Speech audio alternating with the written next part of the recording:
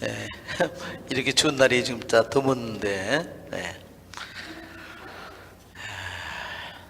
주님의 기도를 하고 시작하겠습니다. 성부와 성자와 성령의 이름으로 아멘. 하늘에 계신 우리 아버지, 아버지의 이름이 거룩히 빛나시며 아버지의 나라가 오시며 아버지의 뜻이 하늘에서와 같이 땅에서도 이루어지소서. 오늘 저에게 일용할 양식을 주시고 저희에게 잘못한 일을 저희가 용서하오니 저희 죄를 용서하시고 저를 유혹에 빠지지 않게 하시고 악에서 구하소서. 아멘. 성부와 성자와 성령의 이름으로 아멘.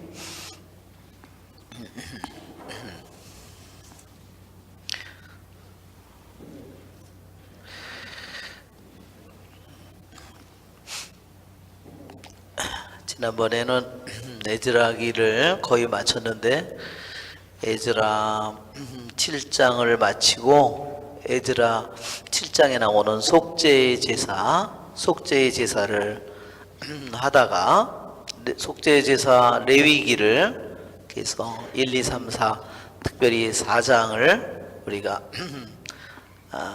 공부하다가 중간에 멈췄어요.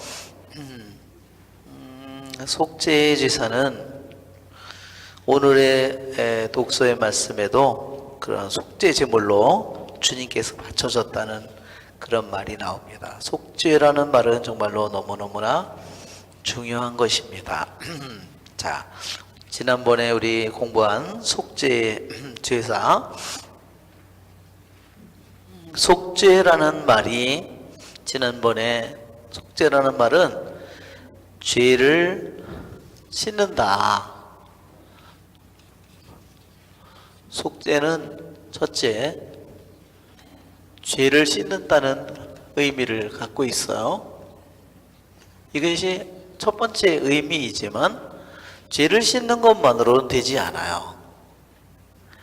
죄를 씻는 것만으로 되지 않고 또 뭐가 필요하죠? 이게요, 원상으로 복구를 해야 돼요. 원상으로 복구 또는 회복을 해야 돼요.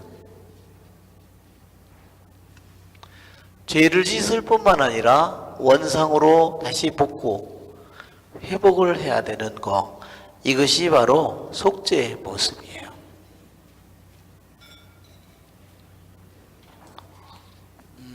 일례로 자, 우리 그림을 보면, 우리 그림 파일을 보면, 4장의 그림 파일을 보면 속죄라는 것이 뭘까?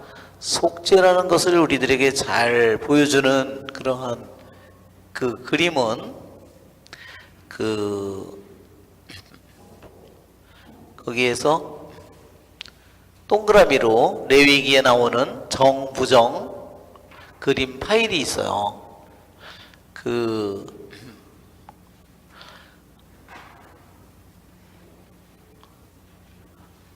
동그랗게 정부정 그거 왜 안 나오지?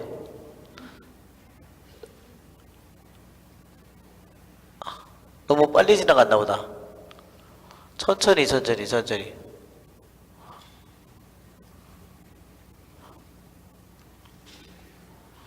동그랗게 이렇게 된 거 안 보이나? 지금 에즈라 6장. 지금 에즈라 6장이지. 에즈라 6장. 맞아. 6장이지, 6장. 6장의 그림 파일에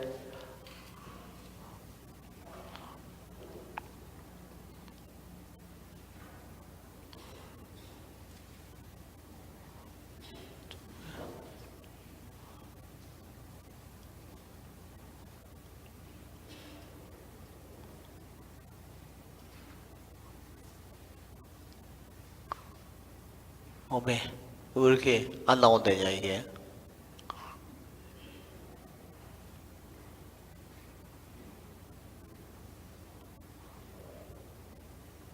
저거 이거 예. 자, 이 그림을 보면 자, 이 그림이요. 이게 다 히브리어로 써 있어가지고 이렇게, 자, 이 그림이요. 속죄를 잘 보여주는 그림이에요. 이게 레위기는요, 전체가 이 모습으로 되어 있습니다. 레위기는, 자, 레위기의 모습, 레위기 전체, 레위기가 우리가 성경에서 이해하기 힘든 성경 부분이에요. 성경 읽기를 하다가 그만두기도 잘하는 부분입니다. 자, 레위기에는요, 자, 우리들이 인간이 죄를 짓는데, 자, 이 그림을 보면 동그라미가 두 개 있죠? 자, 이 그림을 제가 설명하면 이렇습니다. 동그라미가 이렇게 두 개 있어요. 그리고 여기에서 보면 이렇게 올라가는 게 있고 한번 이렇게 내려가는 게 있습니다. 자, 이게 거룩함이에요. 이게 성이에요. 성성이에요. 거룩함. 이게 범이에요. 이게 평범함이에요. 보통이에요. 이게 그냥 평범한 것입니다. 평범하고 그냥 일상적인 이런 평범한 거예요. 이게 범이나 이것이 속을 의미하는 말이에요. 이거는 속된 거, 이건 거룩한 거. 그 다음에 또 뭐가 있냐면 하나는 부정이 있고 여기에 부정, 불결이 있고 여기에는 정, 깨끗하다는 정자 있죠? 그겁니다. 그 다음에 여기는 깨끗함이죠. 즉 여기에서 보면 인간이 죄를 지었을 때 이게 말하자면 죄는 모든 것, 죄와 모든 불교를 우리들이 벗어야 된다. 우리가 에베소서에 나오는 것처럼 말하자면 지난날의 생활 방식에 젖어 사람의 욕망으로 멸망해 버리는 옛 인간을 벗어버리고 진리와 의로움 속에서 하느님의 모습을 하느님의 형상에 따라서 우리들의 모습이 끊임없이 닮아가는 그러한 우리들이 새 인간을 갈아입어야 된다고 그랬어요. 자, 어떻게 되냐면 자 보세요. 죄를 지은 사람은요 반드시 죄의 상태에서 죄를 씻어서 깨끗한 상태가 되어야 돼요. 깨끗한 상태가 된 후에 다시 그 사람이 다시 봉헌을 통해서 축성을 통해서 거룩해져야 돼. 이러한 단계로 우리들의 영혼이 나아간다는 거죠. 그것을 얘기하는 것이 레위기예요. 죄를 짓고 더러워지고 부정한 상태에서 우리들이 죄를 벗는 상태, 이것도 속죄겠죠? 또 그 다음에 이렇게 깨끗해진 상태라고 해서 죄만 씻은 것이지 아직 거룩해진 상태는 아니에요. 다시 봉헌과 축성을 통해서 다시 거룩해져야 돼요. 그래서 거룩한 상태로, 그러니까 우리 죄인이 거룩함으로 나아가려면 이 과정을 나아가야 된다. 이것이 뭐냐? 이것이 제사다 그랬어요. 이것이 뭐냐? 또 이렇게 되는 이 과정을 요거를 성화라고 그래요. 여기에서 이것이 반대쪽으로 이렇게 내려가는 거, 이렇게 되는 게 성화라면 이렇게 되는 것은 속화다. 이것은 이렇게 내려가는 것은 평범한 상태에서 깨끗한 상태에서 저기 하는 것은 오염되고 죄를 짓는 상태. 예, 여기서 그 다음에 여기서 하는 것은 이것이 정화의 시기예요. 정화 말하자면 이렇게 올라가는 것이 정화다. 그리고 이것을 통해서 거룩함이 이 상태로 되는 것은 죄와 여기 있는 것처럼 허약함과 병에 의해서, 그래서 여러분 레위기에 보면 어떤 병, 피부병이면 어떻고 그죠? 그러면 어떻게 돼요? 그 사람은 피부병이 걸린 사람은 진지에서 쫓겨나야 돼요. 사람들이 사는 곳에 살 수 없어요. 가족이든 공동체든 그 사람은 공동체에서 쫓겨납니다. 자, 이렇게 돼 있죠? 계약의 계가 가운데 있고 여기에 수많은 사방에 이스라엘 지파가 말하자면 모든 지파가 여기에 이렇게 다 여기에 진지를 이루고 있어요. 북쪽에 남쪽에 셋씩 지파가 이동을 할 때, 그렇죠?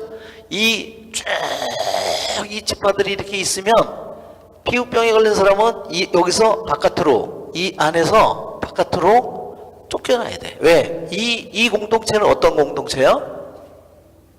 거룩한 공동체이거든. 그냥 세상의 공동체가 아니에요. 하느님이 세상에서 불러낸 공동체, 거룩한 공동체이기 때문에 거기서 쫓겨나는 겁니다. 부정한 상태에 있기 때문에 쫓겨나는 겁니다. 깨끗해지면 어떻게 하죠? 다시 그 사람이 이 안으로 들어옵니다. 그러나 거룩하게 하는 것은 어떻게 되죠? 이 안에 와서, 이 성전에 와서 제사를 통해서 이 사람들의 몽헌을 통해서, 제사를 통해서 이 사람들이 거룩해지는 겁니다. 이 밖으로 쫓겨나는 것이 그들이 죄를 통해서, 병을 통해서 오염이 되고 이렇게 된 상태, 불결해지는 상태가 되는 겁니다. 그러니까 레위기가 어떻게 된 책인지 여러분 개념이 좀 이 도표를 생각해 보면 죄의 상태에서, 병고의 상태에서, 더러움의 상태에서, 허약함의 상태에서 그것을 깨끗이 씻고 깨끗해지는 이러한 정화 예식을, 왜 정화 예식을 하잖아요, 그렇죠? 레위기에 많은 어떻게 정화를 해야 되는지, 뭐 새의 피를 해서 뭐 물에다가 그것을 떨어뜨리고, 뭐 우슬초로다가 그걸 찍어서 뭐 하고, 그런 거 있었죠? 이런 모든 예식들이 정화 예식입니다. 그래서 집안이 헐었으면 그 벽을 허물어내고, 그렇죠? 이 모든 예식이 정화 예식들입니다. 그렇게 되면 깨끗해졌지만 또다시 그것이 거룩해지려면 이것은 봉헌을 통해서, 제사를 통해서 거룩해지는 겁니다. 이것이 우리들이 가장 완전한 원상의 상태로 회복되는 것은 뭐냐? 바로 병고가 있었다면 그 병고가 깨끗해지는 것이 원상이고, 깨끗해진 상태하고 평범한 상태는 굉장히 비슷해요. 그러나 거기서 머물면 안 돼요. 이 상태에서 다시 거룩함의 상태로 우리들이 나아가야 되는 것이다. 이것이 원상이에요. 이것이. 왜? 이것이 하느님이 본래 만든 아담과 하와에게 원죄를 짓고 그 상태에서 머무는 것은 하느님의 하느님이 본래 창조한 원래의 상태의 모습이 아니잖아요. 그렇죠? 그러니까 낙원에 있는 아담과 하와의 모습은 거룩함의 상태이고 은총의 상태입니다. 즉 우리들이 레위기는 이러한 과정을 우리들이 영적으로 이 세 가지 단계를, 이 세 가지 단계로 우리들이 점점 나아가야 되는데, 잘못하다 보면 우리들이 거룩함에서 다시 속되게 되죠. 우리들이 시간을 속되게 사용할 수 있잖아요. 내가 하루에 주어진 시간인데 내가 잘못 사용하면 내 관능을 만족시킨다든지, 뭐 그냥 게임이나 하면서 시간을 보낸다든지, 이렇게 내가 시간을 다 허비하고, 그렇죠? 내 인생을 도둑질 맞는 거죠. 그리고 이렇게 해서 내가 그런 것을 하다 보면 뭐죠? 내 몸도 나빠지고, 그렇죠? 뭐 마음도 저기 되지고 육체에도 병이 생기죠, 그렇죠? 이런 우리들이 삶이, 그래서 우리들의 삶은 이렇게 우리들이 끊임없이 이 상태로 올라갈 수도 있지만 끊임없이 잘못하면 우리들의 삶이 이렇게도 된다는 겁니다. 그래서 속죄라고 하는 것은 단지 죄만을 씻는 것으로 끝나지 않고 거기서 멈추는 것이 아니라, 속죄라는 그 개념은 원래 다시 원상으로 회복해야 된다. 본래의 거룩함을 회복하는 것이 속죄다. 자, 그래서 여기에 우리들이 지난번에 속죄 레위기에 나오는 레위기의 한번 우리들이 다시 한번 레위기를 한번 4장을 펴보면 속죄를 하는데 대사제가 죄를 지은 경우가 있었죠? 대사제의 죄. 그 다음에 온 공동체의 죄. 그 다음에 수장의 죄. 수장은 이것은 12지파의 장을 가리키는 말이에요. 12지파의 말하자면 대장. 또는 그냥 개인의 죄. 이렇게 여러 가지 죄가 나와 있는데, 자, 이 죄가 가지고 있는 수장의 개인의 이 죄를 속죄할 경우에 특별히 이 두 가지 죄는요, 서로 비슷해요.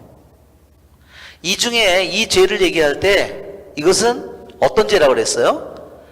대죄라기보다 이 죄는 고의로 지은 죄가 아니라 무슨 죄라고 그랬어요? 전부 다 특징이 구약에서 용서를 받는 죄는 다 실수로 실수로 지은 죄.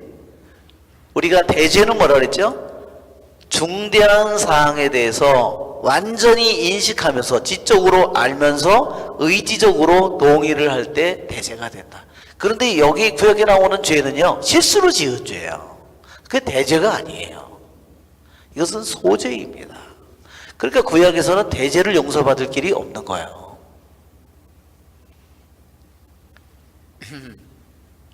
그래서 양이나 염소의 피로는, 황소의 피로는 죄를 없앨 수 없다. 오직 예수님의 피로만이 죄를 용서받는다고 우리 신약 성경에 기록되어 있는 겁니다. 자, 대사제의 죄 공동체, 이제 대사제가 자기가 모르고 지은 죄, 대사제가 또는 공동체가 모르고 지은 죄를 용서받을 이 속죄를 어떻게 하느냐? 이 수장이 지은 죄하고는 차이가 있어요. 자, 대사제가 짓는 죄하고 공동체가 짓는 죄는 왜 같은 제물이 뭐였냐면요, 다 황소였어요. 황소라 하면은 우리들이 유대 백성이 계약을 맺고 시나이 산에서 계약을 맺었는데 그들이 모세가 십계명 그 돌판을 받으러 올라간 사이에 황금송아지를 만들어서 경배를 드렸습니다. 그렇죠? 그래서 모세가 그 계약의 돌판을 깨뜨렸다 그랬죠. 자, 그래서 죄를 지었을 때 이스라엘 백성이 계약을 깨뜨린 소가 등장해요. 황소가. 그것은 바로 이스라엘의 대표적인 죄고, 그것은 뭐냐면 계약을 깨뜨린 대죄입니다. 그러니까 하느님과 이스라엘 백성이 맺은 이 관계가 완전히 어떻게 되냐? 이것이 완전히 깨진 거예요. 말하자면 부부가 결혼해서 살다가 잘못해서 관계가 깨어졌다고 보세요. 그것은 보통 일이 아니죠. 정말 천국이 지옥으로 변하잖아요. 그렇죠? 가장 커다란 행복이 가장 끔찍한 지옥으로 변하는 것이 말하자면 계약입니다. 그냥 이것은 물건을 주고 파는 계약이 아니에요. 땅을 주고 파는 그러한 계약이 아니라 성경에서 말하는 계약이라는 말은, 그래서 계약이라는 말로는 잘 설명이 안 돼요. 그래서 계약이라는 말보다 훨씬 더 강한 맹약이라든지 맹약, 이것을 지키면 목숨이고 나라고 다 날아가는 겁니다. 그래서 성경에서 말하는 계약은 계약이라는 말보다 훨씬 더 강한 맹약이라든지, 어떤 분들은 은혜의 약속이라는 이런 말을 써요. 은약이라고. 그 말이 더 왜 그런 말을 사용하느냐 하면, 이 계약이라고 하는 것은, 이 계약의 관계를요, 제일 잘 표현하는 것은요, 부부의 결혼 계약입니다.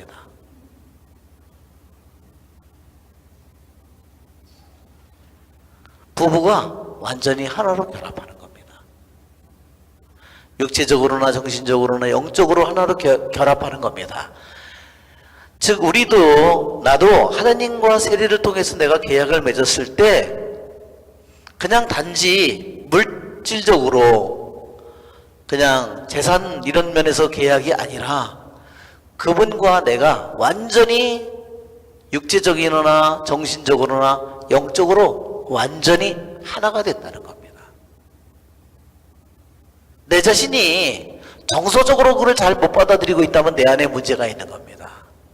내가 지적으로 또는 감정적으로 또 정서적으로 의지적으로 내가 주님과 내가 실제로 결합했다는 사실을 내가 육체적으로도 영적으로 정신적으로도 그분과 내가 완전히 결합했다는 사실을 잘 못 받아들이는 이유는 그 원인은 하느님의 문제가 있는 게 아니라 나에게 문제가 있는 거야. 내가 그것을 진실하게 믿지 않거나 순수하게 믿지 않는 겁니다.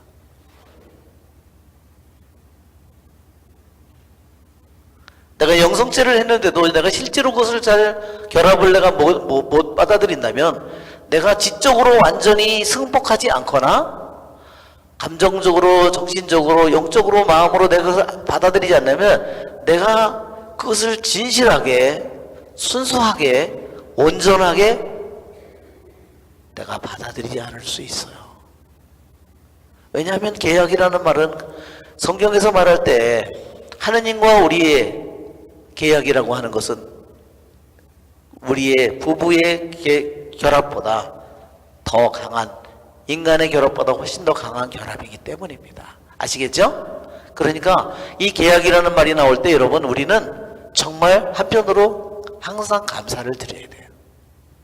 그분이 나와 보잘것 없는 나와 완전히 하나로 결합되기를 원했기 때문입니다. 자, 그런데 이 대사제의 죄와 공동체의 죄에서 모르고 실수로 지은 이 죄의 경우에 대사제든 공동체가 짓는 죄든요 비슷해요. 왜? 대사제는 하느님 앞에서 온 공동체를 대신한 거예요. 그렇죠? 공동체 앞에서 대사제는 하느님을 대신하고 하느님 앞에서 대사제는요 공동체를 대신해요. 그래서 대사제가 하느님 앞에 서 있는 대사제는요 공동체를 의미해요. 바로 개인이지만 이스라엘 온 백성을 의미해요. 그래서 대사제가 죄를 지었을 때 자기 혼자를 죄진 것이 아니라요 그가 온 공동체를 죄짓게 한 거나 마찬가지입니다. 왜냐하면 일반 백성은 성소 안에 들어갈 수가 없잖아요.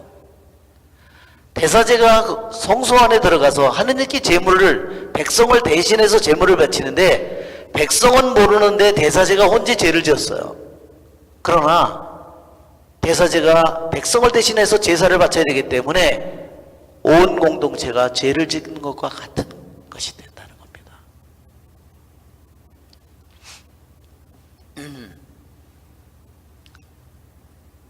자, 대사제는 죄가 없더라도 공동체가 죄를 지었어요. 모르고. 그랬을 때도 대사제는 그 백성의 죄를 자기가 싫고 안고 하느님께 죄를 지어야 되기 때문에 하느님께 제사를 지내야 되기 때문에 대사제도 죄를 짓고 지은 것과 같아요. 자, 이 경우에 속죄를 할 때는요. 자, 보세요. 우리들이 이 성전에 여기가 지성소고 여기가 성소고 여기가 번제제단이고 여기 물두멍이 있다면 이 대사제가 제물을 가지고 여기 들어가요. 그렇죠? 하느님 앞에 나아갑니다. 수장의 죄는요 온 공동체가 죄를 지은 게 아니에요. 자, 이 경우에 대사제와 공동체가 죄를 지은 경우에 보통의 이스라엘 백성이 번제를 바친다 또는 친교제사를 바친다.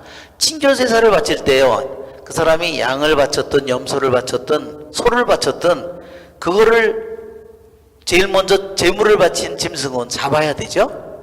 그것을 목을 베는 겁니다. 목을 베고 그러면 그 피를 받아요. 피를 받아서 보통 번제나 이 친교제를 바칠 때는요, 피를 어디다가 뿌리냐면, 피를 받아서 여기에 성막 울타리가 이렇게 있으면 여기에 마당에, 이거는 건물이죠? 이건 건물이고 밖에 물두멍이 있고 번제재단이 있어요. 피를 여기다 뿌렸습니다. 피를 번제재단의 모서리에, 바닥에, 여기다 뿔에다가 받아 했어요. 그런데요, 대사제가 죄를 짓고 공동체를 죄를 지었을 때는 어떻게 되느냐? 이 경우에는요, 제사를 지내는 대사제 자체가 죄이기 때문에요, 이 사람이 이 피를, 짐승의 피를 어떻게 해야 되냐면요, 가지고 이 피를 여기만 뿌리지 않고요, 이 피를 가지고 들어가서 여기에 천막에다가, 여기 휘장이 있죠? 지성소하고 이 성소를 가르는 이 벽에 걸려있는 이 천막 있잖아요. 예수님이 돌아가실 때 이 천막이 찢어지죠? 휘장이 찢어지잖아요. 이 천막에다가 가서 7번 이 피를 뿌리는 겁니다. 손가락에 찍어서. 그러니까 그전에는 다른 제사일 때는 다 여기만 제사를 피를 뿌리고 끝났는데, 대사제나 공동체가 졌을 때는요, 피를 여기다 뿌려요. 7번. 그 다음에 번제재단에 뿔에도 발라요. 또 뿔에도 이 피를 다 발라요. 그리고 남는 피는요, 가져다가 여기다 붓는 겁니다. 그러니까 뭐가 달라졌어요? 대사제나 공동체가 죄를 지었을 때는요, 피를 뿌리는 영역이 훨씬 더 많아졌어요. 이것은 성전 마당에다가 보통 경우에는 백성이 번제제나 친교제를 바칠 때는 밖에다 뿌렸지만, 이제는 성소 안에 들어가서 피를 다 뿌리는 겁니다. 즉 피를 뿌리는 예식이 확대됐어요. 성소 안에 전체에다가 피를 뿌리는 겁니다. 분향재단의 뿔들에다가 피를 바르고 손가락으로 그 뿔에다가 피를 다 바르는 겁니다.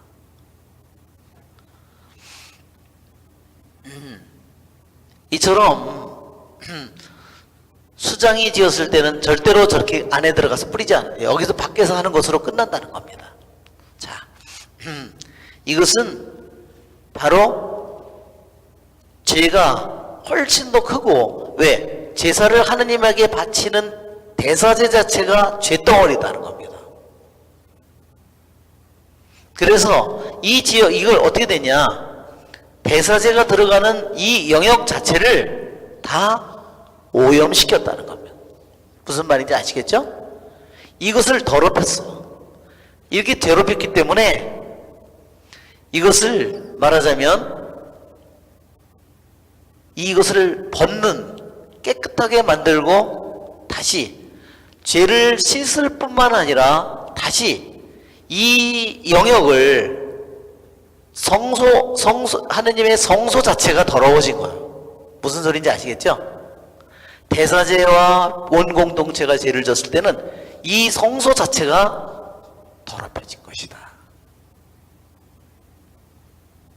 그래서 거룩함의 상태에서 이로 말하자면 처박힌 거예요.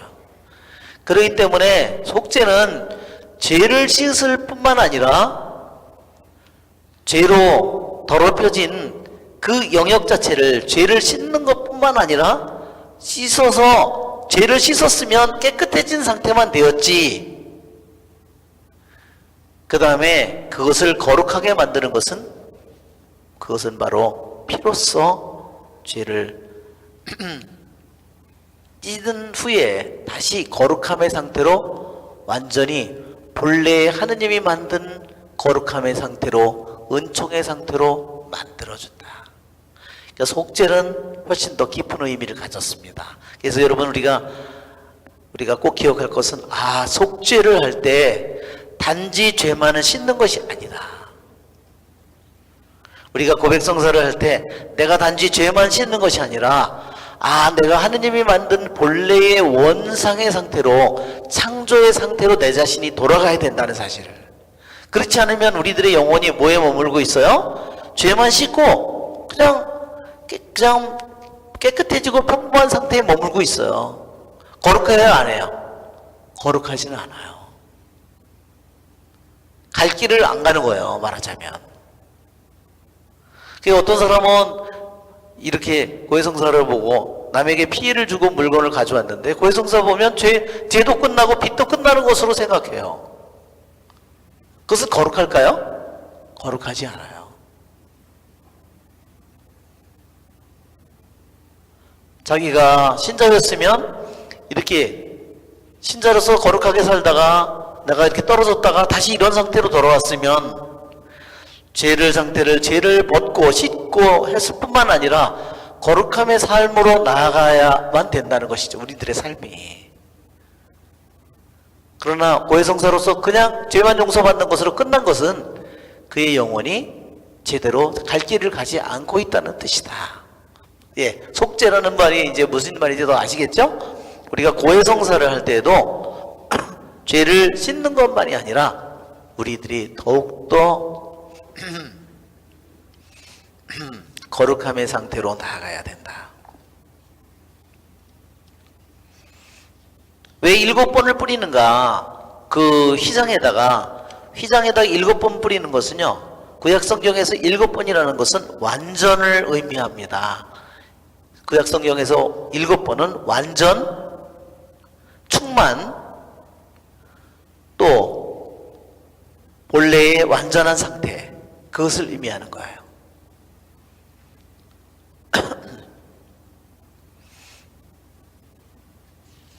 창조의 6일과 안식일 합해서 7이 돼서 완성이 되는 것과 같은 겁니다. 그래서 7이 완성, 완전, 온전 이런 것을 의미하는 거예요. 전체를 의미하는, 전체를.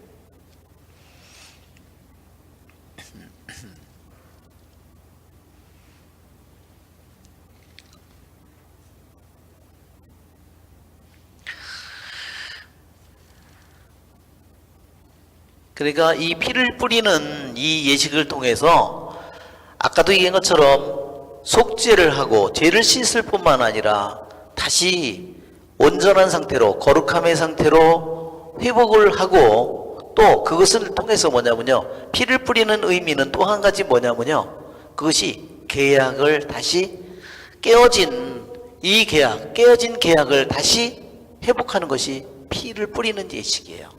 왜냐하면 이스라엘 백성이 시나이 산에서 계약을 맺을 때요, 소의 피를, 황소를 잡아서 피를 받아서 반은 누구에게 뿌리죠?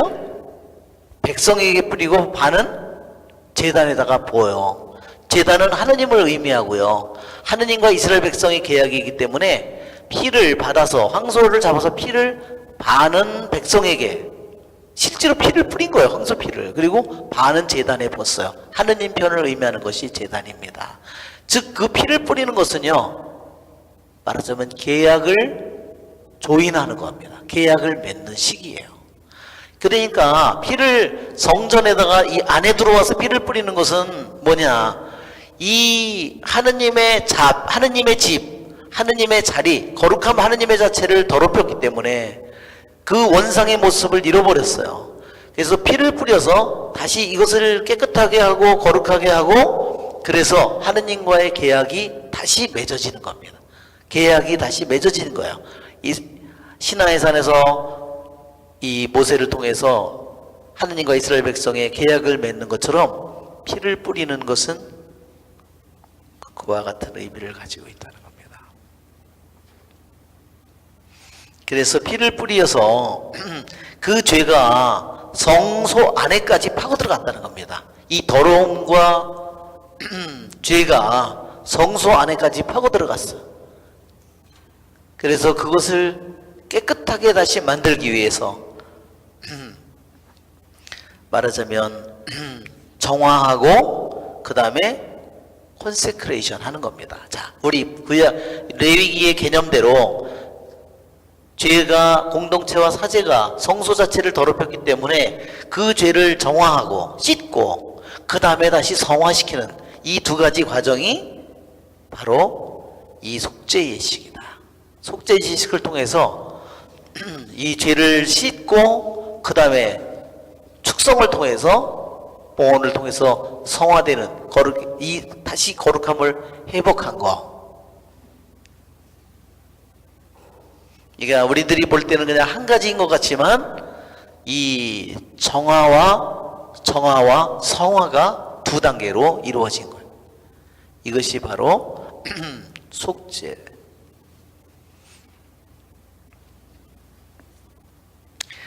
자, 이제 오늘은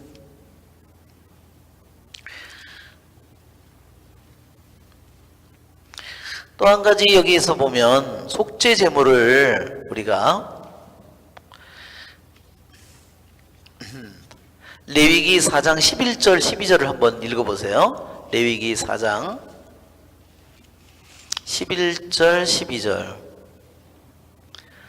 자, 한번 읽어볼까요? 황소의 가죽과 모든 살, 머리와 다리, 내장과 똥, 곧 그 황소의 나머지는 모두 진영 밖 깨끗한 곳에 있는 재를 쌓아두는 정결한 곳으로 내다가 장작불 위에 올려놓고 태운다. 그것은 재를 쌓아두는 곳에서 태워야 한다. 예.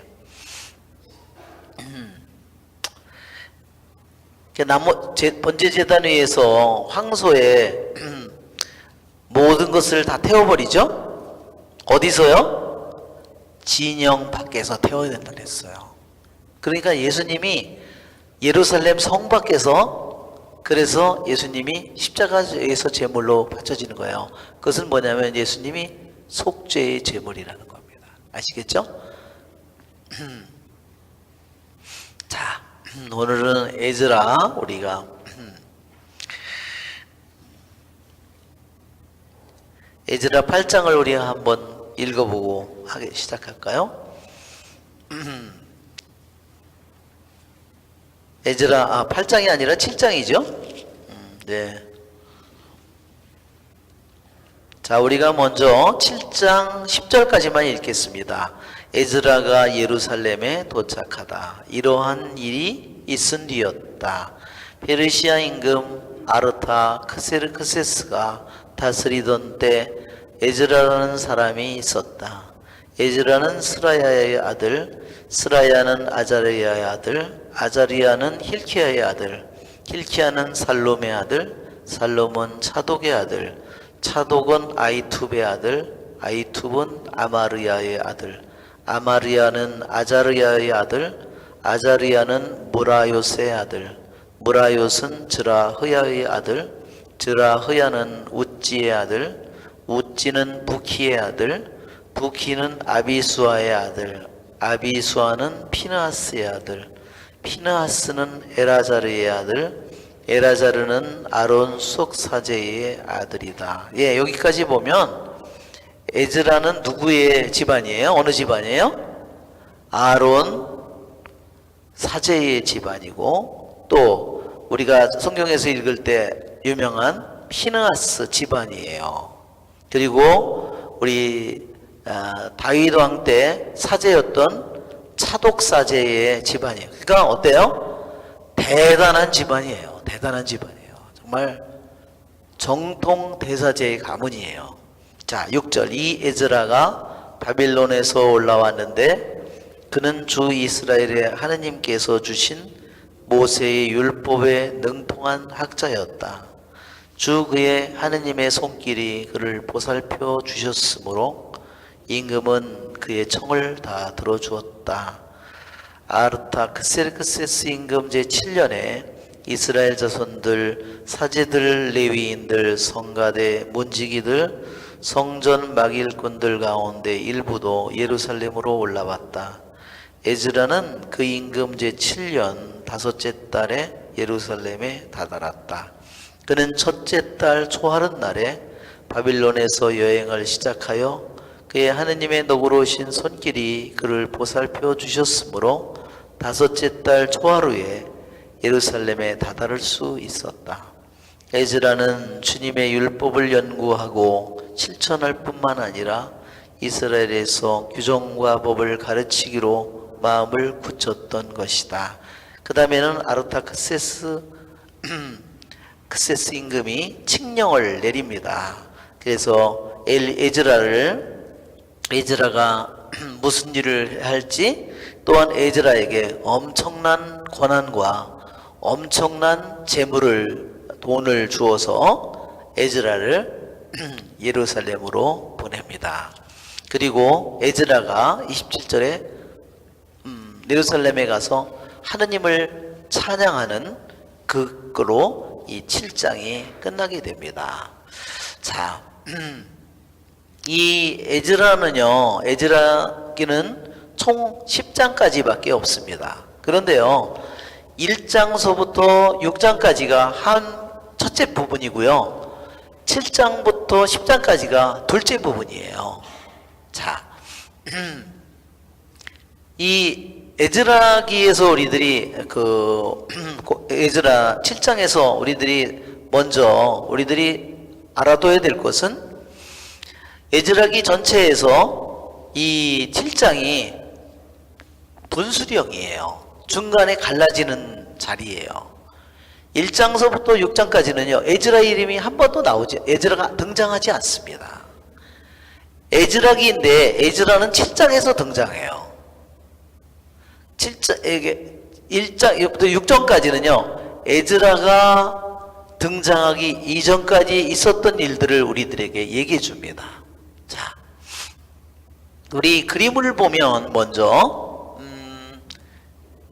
에즈라가 임금의 칙령을 받고 권한을 갖고 백성을 데리고 예루살렘으로 여행을 떠나는 그런 모습이에요. 바빌론에서. 자, 에즈라는요, 어디서 떠났느냐? 우리 지도를 보면 에즈라는요, 바빌론에서 떠났어요. 에즈라는 바빌론에서. 그러니까 에즈라의 아버지는 스라야예요.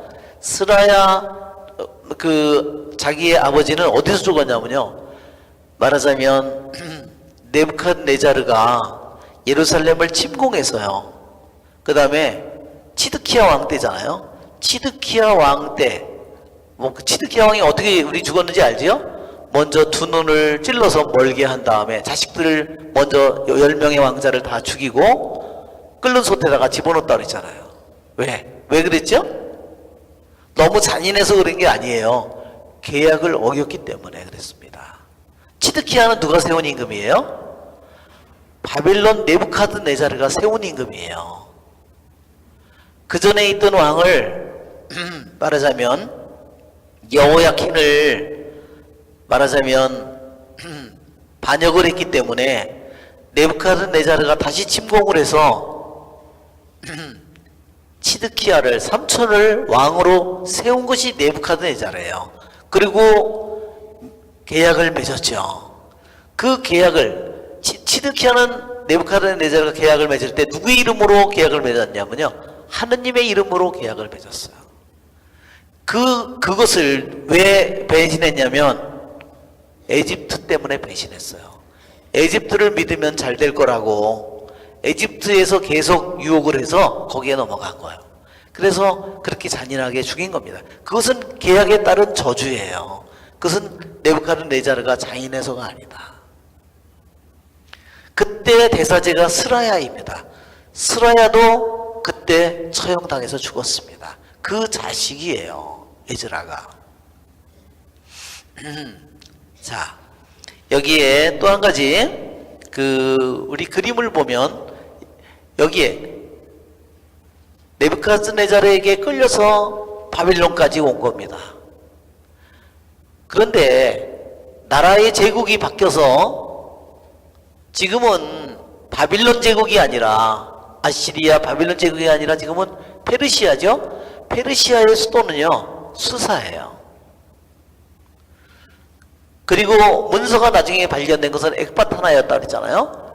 이 느헤미야가 예루살렘으로 출발하는 지역은 수사예요. 그런데 에즈라가 출발한 지역은 바빌론이라는 사실입니다. 자, 그리고 이 지도에서 보면 이게 수사가 지금의 이 지역은요 이란 땅입니다. 그런데 바빌론은 어디냐면요 여기에 페르시아만이거든요. 여기는요 다 이라크 땅입니다. 여기는 사우디아라비아고 여기는 이 칼데아 우르 이 지역이 다 이라크 지역입니다. 칼데아 우르가 어디냐? 아브라함이 떠난 여기 페르시아만이죠. 여기 우르가 있잖아요. 여기 아주 만에 가까운 지역이 페르시아. 그러니까 이 티그리스강, 유프라테스 강물이 흘러서 이로 들어오는 거예요. 이로 다 합류되는 지역이에요. 그러니 뭐 엄청 부자인 동네죠. 자, 그런데 이 도표가 아직 안 나왔는데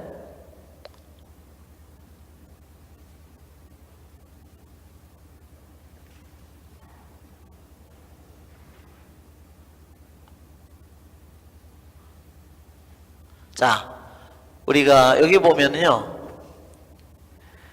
에즈라 1장 6장하고요. 에즈라 7장 사이에요. 58년 동안 간격이 있어요. 58년 동안에 아무 얘기가 없어요. 에즈라 1장 6장은 왜냐면 에즈라 6장이 뭐였죠? 성전이 완공되는 거예요. 성전이 완공되고 난 후에 성전이 완공된 것은 연도가 몇 년도냐? 515년 BC예요. 그런데 여기에 에즈라는 어느 왕 때냐? 한번 보십시오. 요 7장에 아르타크세르 왕 때예요. 자, 그래서 558년의 간격이 있다는 겁니다. 이거는 515년인데요. 이 에즈라가 등장하는 7장은 이게요 458년 BC예요. 아르타크세스 임금 제7년이라고 돼 있어요. 자, 우리 도표를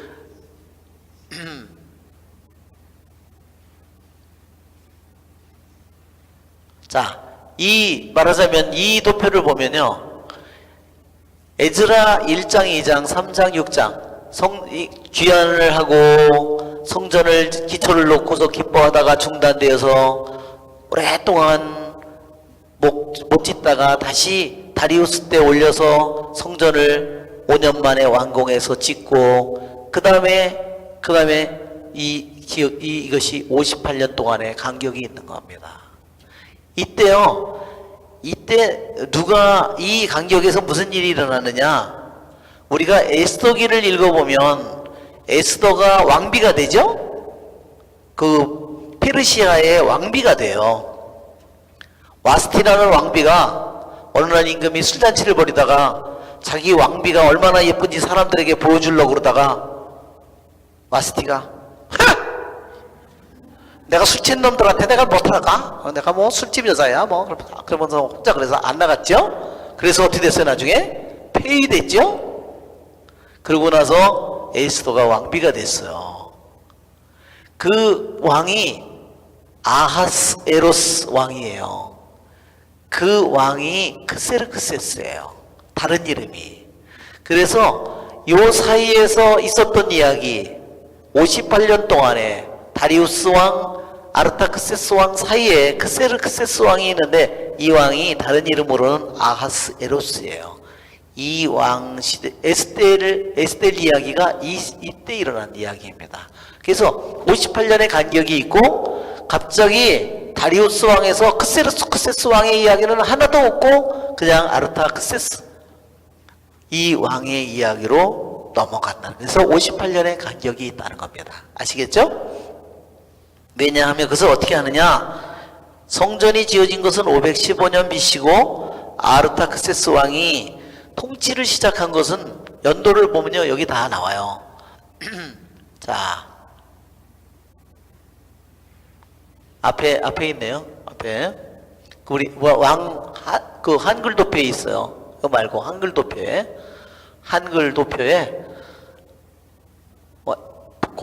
페르시아 임금 도표가 한글 도표에 6장의 한글 도표에 있어요. 맨 끝에 보면 여기에 보면 자 보세요. 고레스 다리우스 때 성전이 완공됐거든요. 다리우스 때 완공됐고요. 486년. 자, 근데 이 사이에서 완공이 됐어요. 그게 515년 BC인데 그 다음에 크세르크세스 왕 아스에로스의 이게 에스테의 남편이에요. 이때는 한마디도 얘기가 없어요. 이 에즈라서에는. 그런데 아르타크세르크세스 왕 때 이때 제7년 464년서부터 제7년이면 몇 년이냐? 그게 458년이에요. 7년. 자, 이 페르시아 임금이요 464년이잖아요. 464 그 다음에 463 왜냐면 BC니까 462 461 460 9 8 7 이렇게 6 이런 식으로 나가죠. 자, 이게요 즉위해예요. 즉위해는요 통치 제1년이라고 안 그래요. 그 다음에 이게 여기서부터요 4년 다시 1년이 지나야지 통치 제1년 이렇게 따지는 겁니다. 1년, 2년, 3년, 4년, 5년, 6년, 7년. 그러니까 딱 하면은 이게 바로 연도가 나오는 겁니다.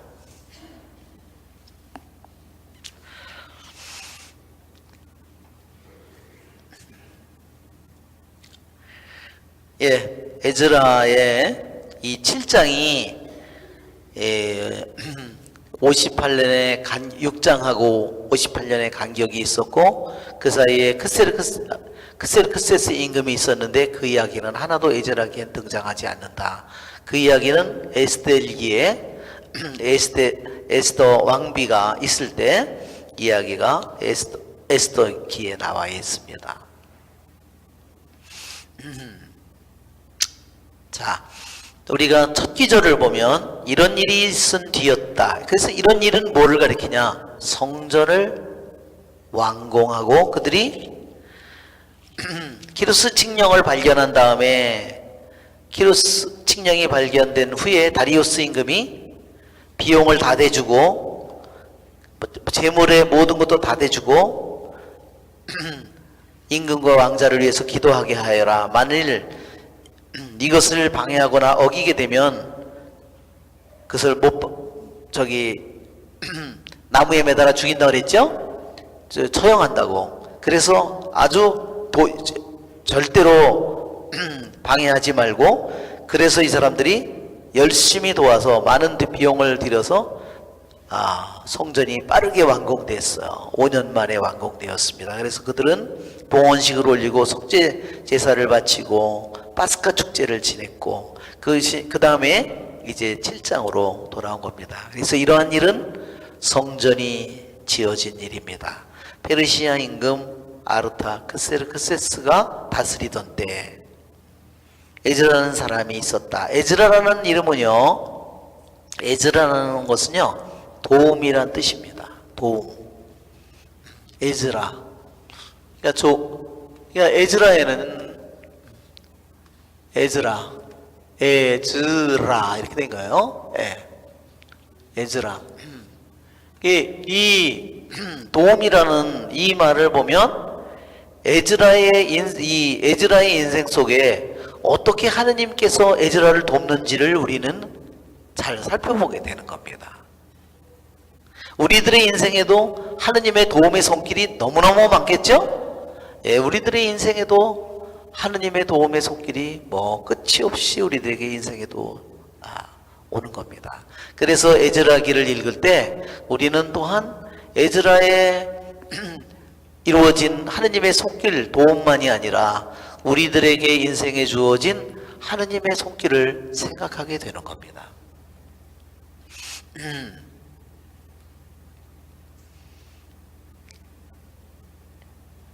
자, 에즈라는 여기에 보면 에즈라는 사람이 1절에 나오고 에즈라의 족보가 길게 나옵니다. 그래가지고 에즈라는 맨 끝에 에즈라의 족보가 어디서 끝나요? 아론 수석 사제의 아들이다. 그걸로 끝납니다. 왜 여기에서 7장에서 갑자기 아론 사제의 족보가 등장할까? 그것은요, 왜 에즈라의 족보가 왜 등장하느냐? 그것은요, 에즈라가 누구인지를 밝혀야 돼요. 에즈라가 정통 사제 집안이라는 것을 우리에게 보여줍니다. 그래서 그들이 유배간 70년, 유배간 70년에 이 사람이 어디서 굴러온 뼈다귀인지, 그러면, 그죠? 그러면 연속성이, 이스라엘의 하느님 백성의 연속성이 끊어지는 거예요. 그리고 제사의 연속성이 끊어지는 겁니다. 그래서 그것을 회복하는 겁니다. 에즈라는 이 구약 성경에서요, 유대인 랍비들이 얘기할 때는요, 에즈라가 누구의 급에 해당하는 사람이냐면요, 구약 성경에서 위대한 사람을 따지려면 토라에서는 모세 얘기하죠. 모세. 예언자는 누굴 가리키나요? 대표로 엘리야를 가리키죠. 그 다음에는요, 그 다음에는 이 랍비들이 하는 사람은 그 다음에 에즈라요. 에즈라가 이만큼 대단한 인물이에요. 왜냐하면 여러분 시편 119편도 누가 썼다 그랬어요? 에즈라가 썼다 그랬죠? 에즈라 이 에스드라 후권이라고, 이 에스드라라는 예경이 있어요. 이 에스드라서, 이 에스드라서라는 성경이 있는데요, 외경이 있는데, 그 외경에 의하면 에즈라는요 70개의 신비로운 책을 썼대요. 그게 전해지질 않는 겁니다. 그리고 또 한 가지는 뭐냐면요, 에즈라가 구약 성경의 전체를 편집했다고 그렇게 되어 있습니다.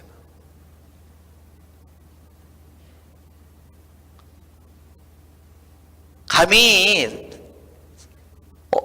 어떤 사람이 성경을 편집한다는 것은 인간의 힘으로 불가능한 거예요.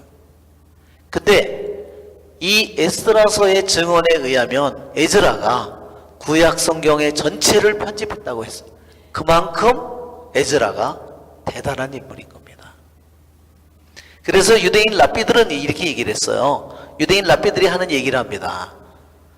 만일 에즈라가 모세보다 먼저 태어났다면 십계명을 에즈라를 통해서 줬을 거라고. 그리고 아론과 에즈라를 비교하면 어떠냐? 아론은 절대로 에즈라를 따라오지 못한다고 했어요. 그래서 에즈라의 나중에 삶을 보면 우리가 이해가 되겠죠. 그만큼 에즈라는 대단한 인물인 겁니다. 자, 우리가 이 족보에서, 족보는 여기에 에즈라서부터 아론까지 나오는데요. 역대기 상권을 한번 펴보세요. 역대기 상권. 역대기 상권 6장. 역대기 상권 6장 5장이에요. 자, 먼저 역대기 상권 6장 35절을 펴보세요. 거기에 족보가 나와요. 역대기 상권 6장 35절 한번 읽어볼까요? 아론의 자손들은 이러하다. 아론의 아들은 에라자르, 에라자르의 아들은 피느하스. 자, 이렇게 나오죠? 이게 여기 지금 있는 거예요. 또 1장 역대기 상권 5장 35절 34절 아이투분 차독을 낳고, 30절을 보세요. 자, 27절 레위의 아들은 게르손 이렇게 나오고, 그 다음에 30절에 에라자르는 피느하스를 낳고, 여기에 두 개가 다 나와요. 이 두 개를 합치면요, 여기 지금 나오는 에즈라 7장에 나오는 족보가 나오는데요, 6명이 빠졌어요. 이름이 몰라서 빼뜨렸을까요? 에즈라서가 몰라서 길 뺀 것이 아니라요. 실수로 뺀 것이 아니라 일부러 뺀 겁니다. 왜냐? 이 에즈라 책장에서 에즈라가 누구 집안인지를 얘기하는 것이지 에즈라 집안 전체를 기록할 뜻은 없다는 겁니다. 무슨 말인지 아시겠죠? 예. 그것이 우리가 성경을 기록할 때 에즈라가 차독의 다윗 때 차독의 사제의 집안이고 올라가면 아론의 집안이고 레위의 집안이고 이 모든 것을 우리에게 밝히는 겁니다. 그걸로 끝이에요. 그러면 목적을 달성한 겁니다. 자, 오늘 이제 첫 번째 시간은 여기까지만 하고 우리 두 번째 시간 쉬겠습니다.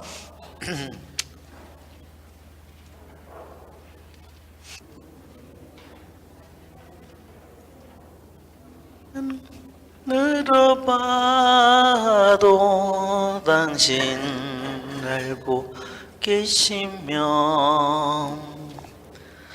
넌 이를 예, 노래방 같아요. 그죠?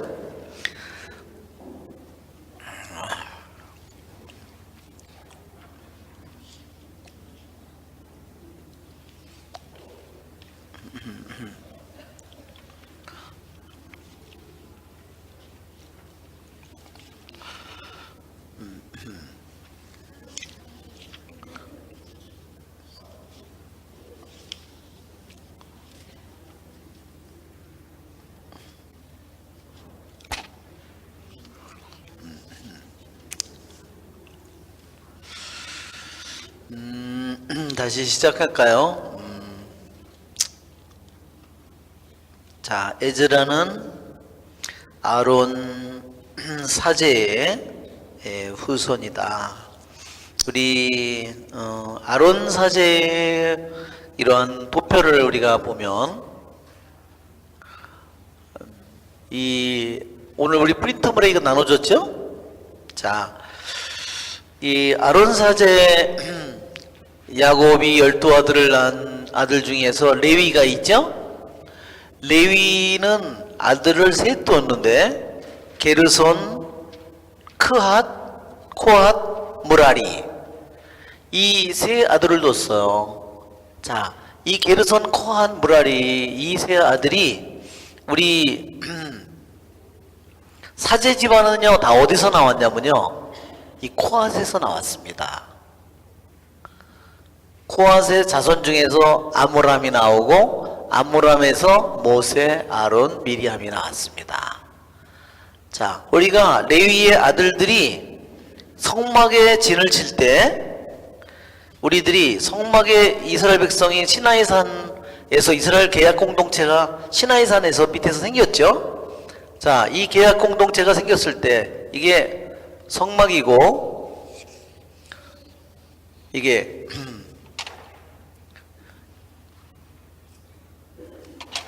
이게 동쪽이고요. 이게 해 뜨는 쪽이고 여기에 요 자리에 자리한 사람이 누구냐면요 모세예요. 모세, 아론 이 사람들이 여기에 자리를 잡았어요. 그 다음에 레위 세 아들이요 어디에 자리를 잡았냐면요 레위의 지파에 하는 일은 뭐냐면요 이 성막을 지키는 겁니다. 그래서 여기를 지키는 사람이 누구냐? 코핫이에요. 코핫. 이쪽에 서편을 지키는 사람이 누구냐? 게르손. 여기 있죠? 게르솜. 여기 있는 북쪽을 여기 지키는 게 무랄이에요. 자, 이걸 보면 레위의 세 아들이요 완전히 성막을 완전히 둘러싸고 자, 이 지파가 뭐 하는 거냐면요 여기에 모세와 아론이 여기 동쪽에 있다 그랬죠?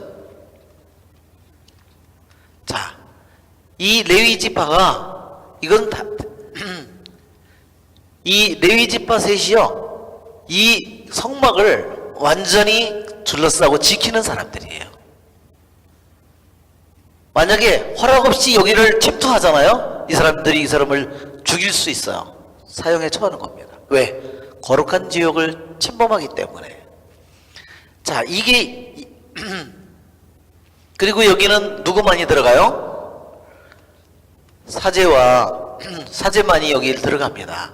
이것을 지키는 이 벽이 말하자면 벽으로 만들어 놓은 거예요. 이게 또 이스라엘 공동체 더 크게 보면 이스라엘 공동체라고 하는 이 공동체에 있고, 이 공동체 밖에는요, 그것은 바로 이스라엘 진영 밖이에요. 하느님의 거룩한 저기를 말하자면 백성이 거주하는, 이것이 하느님의 거룩한 말하자면 땅이에요. 이렇게 이중으로 되어 있는 겁니다. 우리들이 개념으로 이게 하면, 알았죠? 그래서 피부병이들이 뭐냐면 다 이 밖으로 쫓아내는 겁니다. 다. 그래서 다시 나오면 이 안으로 들어오는 거죠.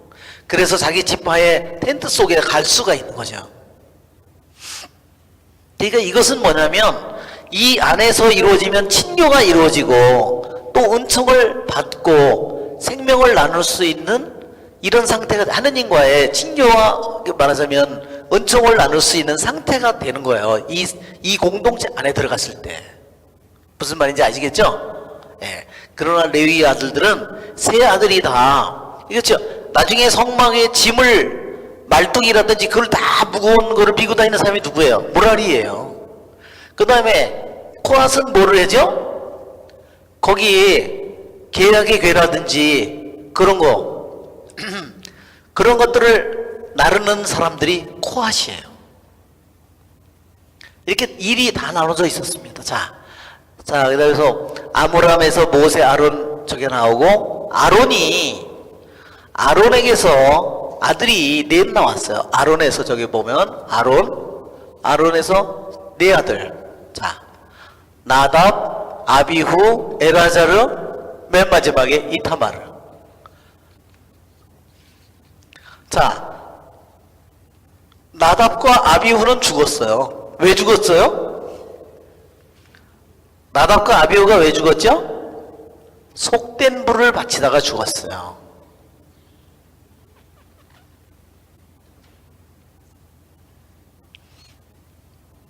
그래서 누가 실제로 큰아들이 됐냐면 엘라자르가 큰아들이 된 겁니다. 그리고 이타마르가 또 사제가 된 겁니다. 자, 그래서 사제가요, 이 두 라인에서 사제가 나온 겁니다. 그래서 여기 나오는 것처럼 피느하스는 엘아자르의 아들이에요. 왜 모압 여자들과 놀아날 때 약속의 땅에 들어가기 직전에 모압 땅에서 모압 여자들이 그쵸? 불러가지고 그쵸? 그때 일어나서 창을 들고 찔러 죽인 사람이 피느하스예요. 이렇게 해서 나온 것이 지금 차독, 이렇게 해서 에즈라가 나온 거고요. 엘리, 계약의 계를 뺏기고 왜 사무엘기에 나오는 그 엘리 나오죠?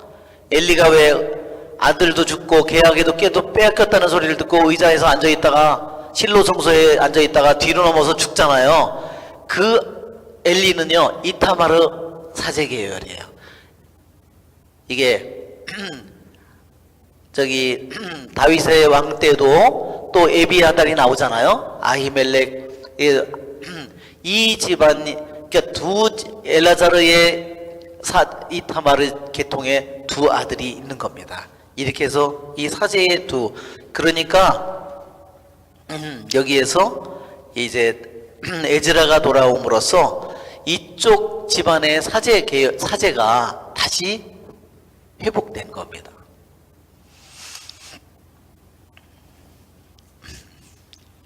자, 우리 족보에서 왜 역대기 상권 5장 6장에 나오는 아론서부터 여기 에즈라까지 나오는 족보에 왜 6명이 빠졌는가? 그 얘기했죠? 모두 다 기록하는 것이 목적이 아니다. 에즈라가 차독의 아론의 정통 대사제 집안이라는 것을 밝히는 것으로 충분하다.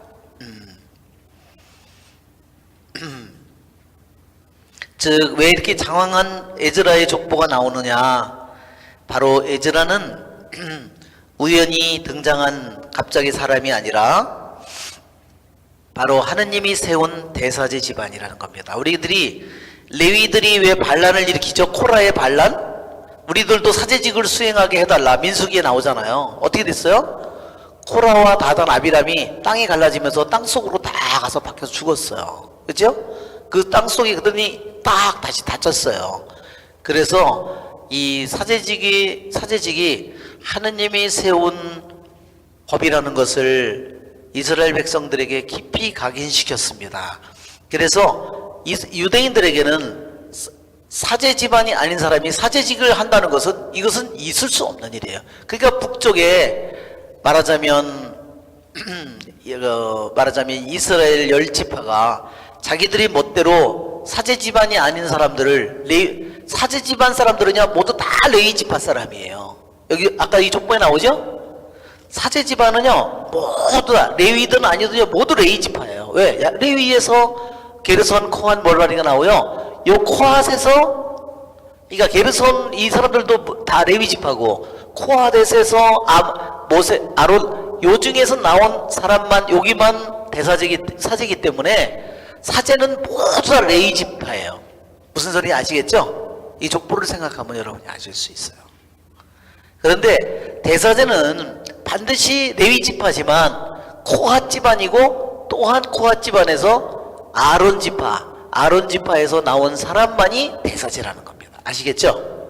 그러니까 레위든 대사제든 모두 다 레위 지파예요. 왜? 여기 보세요. 메리가 레위잖아요.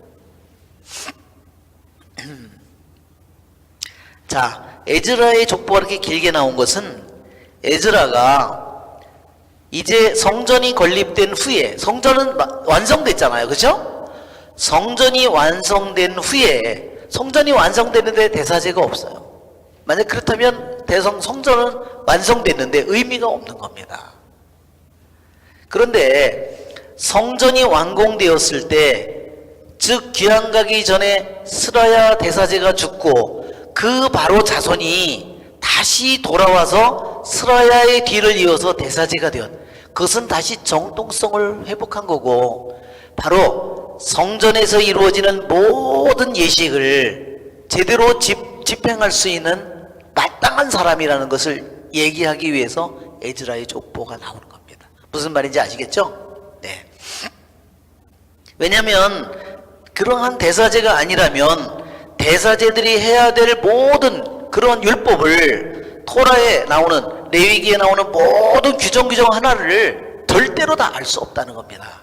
대사제로 철저히 그 집안에서 아버지는 그렇게 시드키야 왕이 죽을 때 처형당해서 비참하게 죽었지만 그 가족들이요 귀양을 가 있는 동안에도 계속해서 그 어려운 환경 귀양을 간 그 상태에서도 그 사람들이 뭘 가지고 갔을 것 같아요? 귀양 갈 때 그래도 율법을 가져간 거예요. 두루마리를요 그 귀양을 가면서도 두루마리를 가지고 간 겁니다. 그것을 다 집안은 다 비참하게 그렇게 다 박살나고 성전은 무너졌지만 그곳에서 그 자식들에게 네 아버지가 누구였고 우리 집안이 무슨 일을 했는지를 끊임없이 토라를 가르쳐서 그것이 바로 에즈라가 그걸 이어서 그걸 말하자면 백성에게 가르치는 겁니다. 이스라엘 백성을 완전히 70년 동안 제사가 없었잖아요. 그렇죠?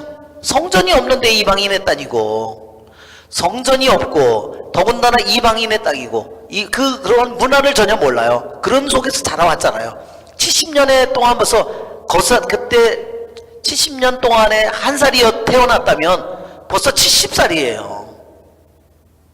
그러니 아무것도 모르죠. 그렇지만 에즈라의 이 부모들이 아버지는 죽었지만 그 가족들 엄마 이 사람들이 이 자녀 에즈라에게 어려서부터 뭘 가르쳤을까요? 토라를 가르친 거예요. 히브리어를 읽는 법을 가르쳤고 율법을 그 모든 것을 가르쳐서 에즈라가 그 귀양을 가 있는 그 처참한 상황에서 먹고 살기도 힘든 그 상황에서 에즈라가 교육을 받은 겁니다. 그것이 여기에 나오지 않는 이야기입니다. 자, 이 에스라가 바빌론에서 올라왔는데 그는 주 이스라엘에 하느님께서 주신 모세의 율법에 능통한 학자였다. 예, 한번 생각해 보십시오. 어떻게 그들이 토라를 어떻게 그 사람들이 준비했을까? 정말 70년의 그 처참한 가족은 다 흩어지고 뿔뿔이 그 상황에서 다시 어떻게 에스라가 모세 율법에 능통한 학자가 될 수 있었을까? 여기에요 중요한 말이 뭐냐면 바빌론에서 올라왔다고 그랬어요. 올라왔다는 말은요 아주 중대한 의미를 가졌습니다. 이 올라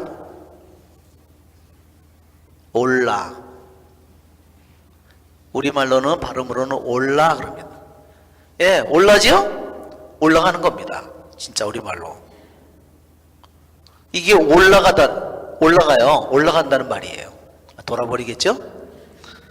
아니, 올라가 아니라 알라. 예, 알라예요. 알라. 올라가 아니라 진짜 알라. 이 알라라는 말은요, 히브리 말에서 아주 중요한 의미를 가졌습니다.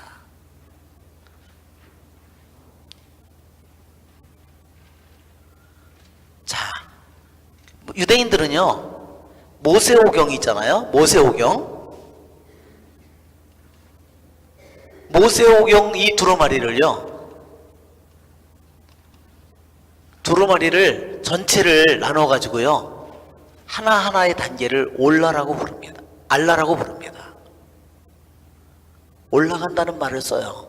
우리가 독서를 하잖아요. 미사 때 1년 중에 나눠서 3년으로 나눠서 독서를 하잖아요. 그렇죠?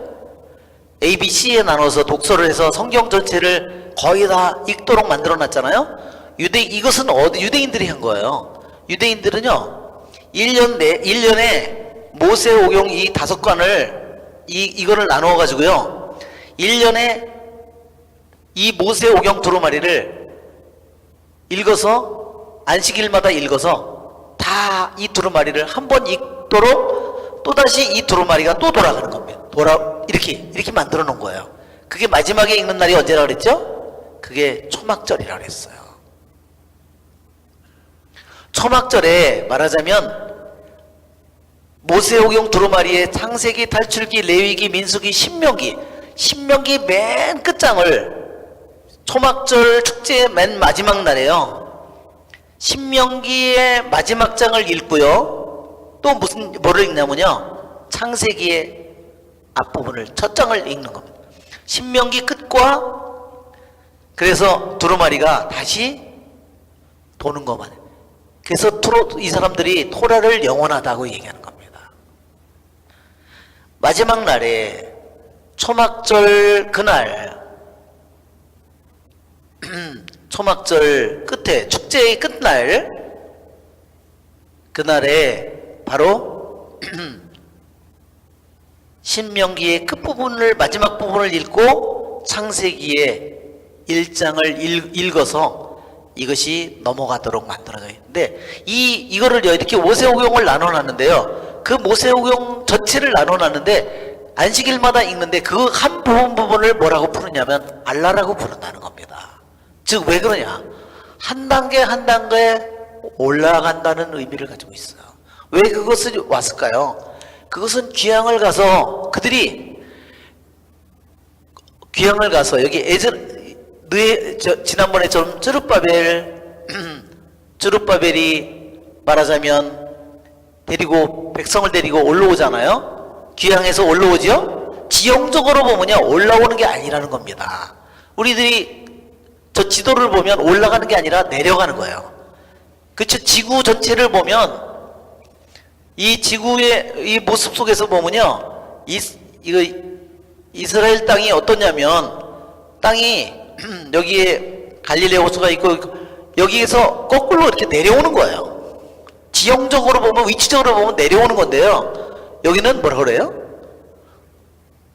옛날 함경도에서 서울 가면 뭐라 그럴까요? 서울로 내려간다고 그랬을까요? 서울로 올라간다고 그러겠죠. 그런 겁니다.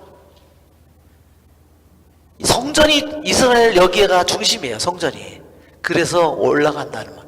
이 올라간다는 표현은 그래서 그들이 아무리 그것이 좋은 땅이고 바빌론이 좋은 땅이고 아무리 수사가 번영된 땅이고 아무리 부자인 땅이라 하더라도 중심은 어디예요?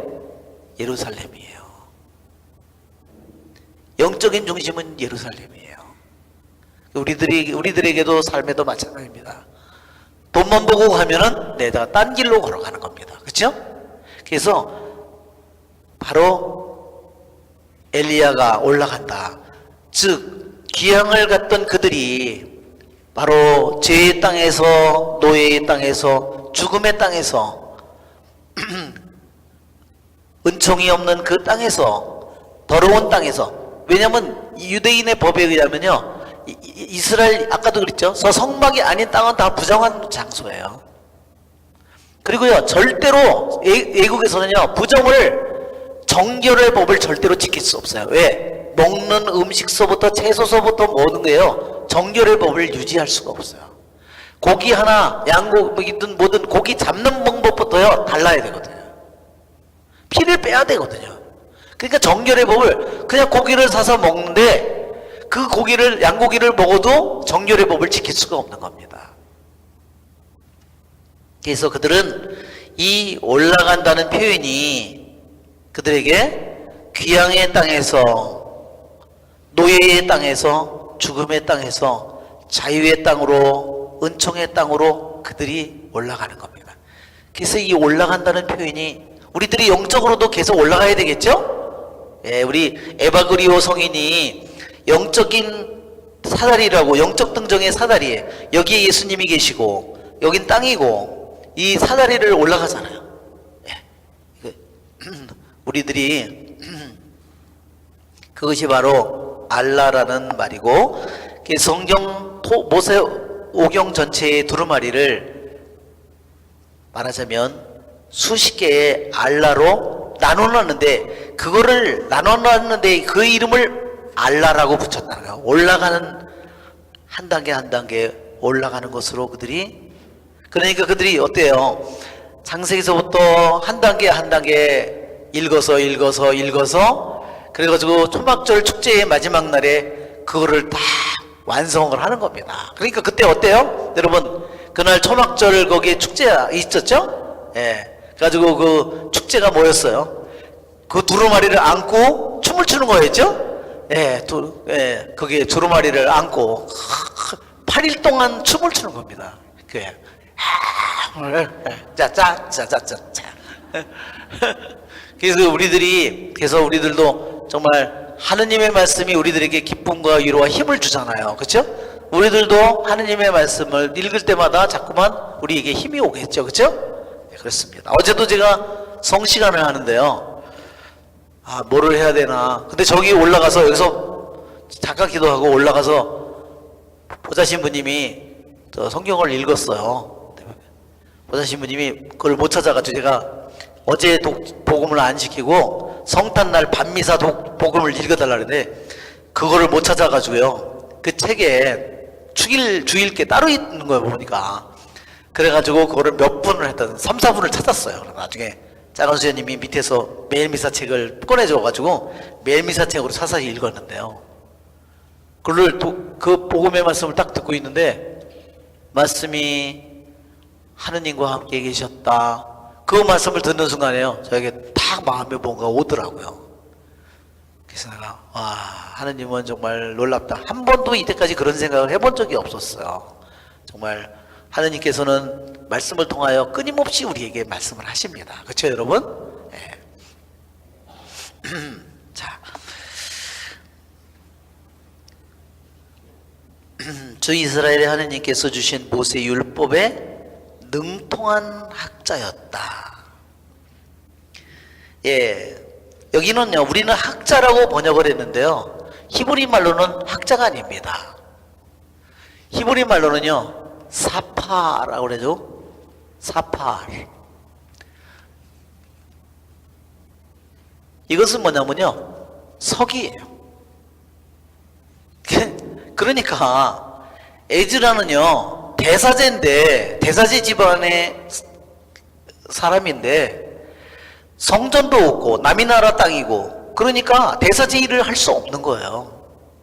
그래서 뭐냐? 그가 뭐를 하고 있었냐면요, 서기를 하고 있었던 겁니다. 우리들이 오늘날 생각할 때는 서기는 별게 아니죠? 오늘날 생각할 때는 서기가 아니지만요, 고대 근동에서 아시리아, 바빌론, 페르시아에서 서기라는 것은요 대단한 힘을 가지고 있는 사람이에요. 정말로 높은 벼슬이에요, 서기는.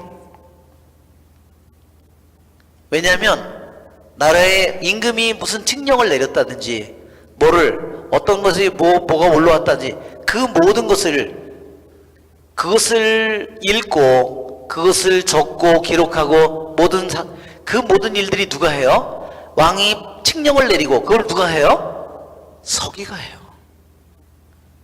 그러니까 서기는 놀라운 기억력과 오늘날처럼 컴퓨터에다 다 저장해 놓고 그게 뭐였더라 이따위를 해가지고는 서기 못해요. 옛날에 뭐를 한마디 하면 쫙 그게 나와야 되는 거예요. 그렇기 때문에 에즈라가 그 당시 페르시아의 임금의 서긴, 얼마나 페르시아 임금이 모든 권한을 준 걸 보면 정말 당 제일석이에요. 최고의 석이에요. 그러니까 우리들이 오늘날 생각하는 그러니까 이것은 서기는 우선 글을 쓰는 사람이죠. 글을 쓰는 사람이고 모든 내용을 다, 물론 언어적인 능력도 대단히 말하자면 여러 가지 언어를 해야 되고 자, 율법에 능통한 학자였다. 능통한 서기였다. 그러니까 대사직은 수행 못하고 어려서부터 철저히 그들은 페르시아 말을 배웠죠. 페르시아 말, 아람 말을 배웠겠죠. 귀양 가서 거기서 아람의 말, 페르시아 말을 공부했고, 그 다음에 대사제 집안이기 때문에 히브리어를 공부했고,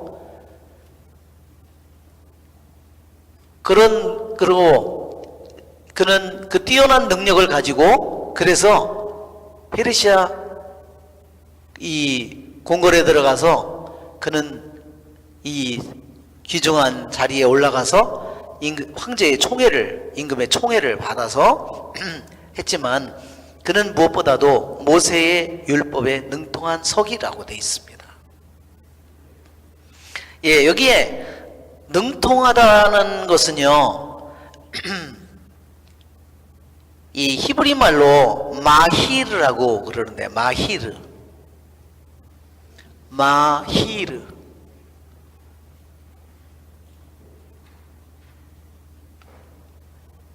율법에 아주 능통한 서기였다 그랬는데,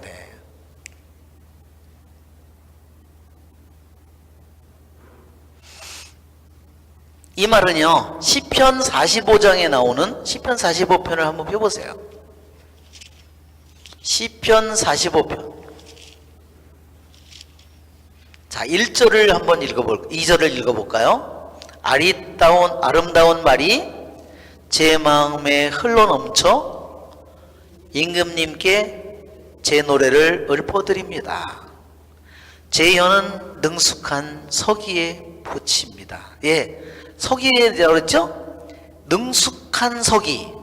이 말이요 그대로 똑같은 말이에요. 능통한 서기예요. 우리는 능통한 학자라고 번역을 했지만 히브리 말로는요 사파르 마히르예요. 아주 능숙한 서기예요.